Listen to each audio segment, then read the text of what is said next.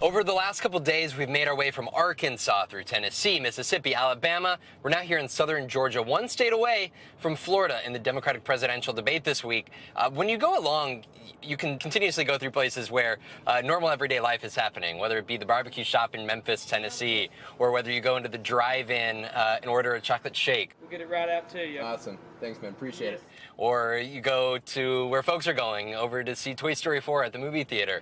But when you begin to ask folks about what issues are important to them, essentially that's where the Pandora's box opens up, where different people have different issues, and they begin to tell you about them and how it directly has impacted their life.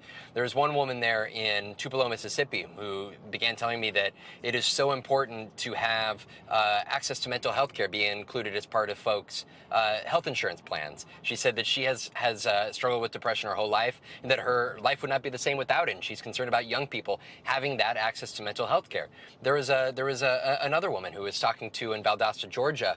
She was there. She said she's in her 40s. She just graduated last month from college, and she said her big concern is student debt. She said she's now not only got to pay off the student debt from her college degree, but she has 2 young kids. She said she knows that she's an untraditional student. She goes, but she is trying to do right by her kids, go and work in a field of social work. She said that she's trying to pay rent and trying to also save up for her own kids' college opportunities. Then there was another father that we talked to, a father of a young man who is in his 7th year serving in the Marines.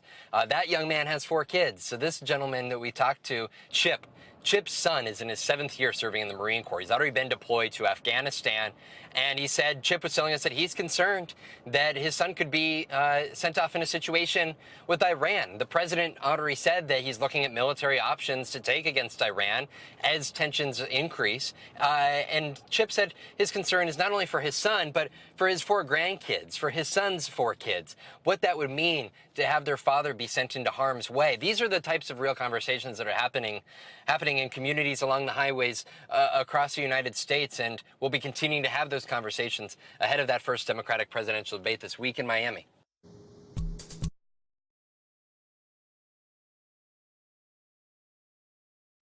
Hey, NBC News viewers, thanks for checking out our YouTube channel. Subscribe by clicking on that button down here, and click on any of the videos over here to watch the latest interviews, show highlights, and digital exclusives.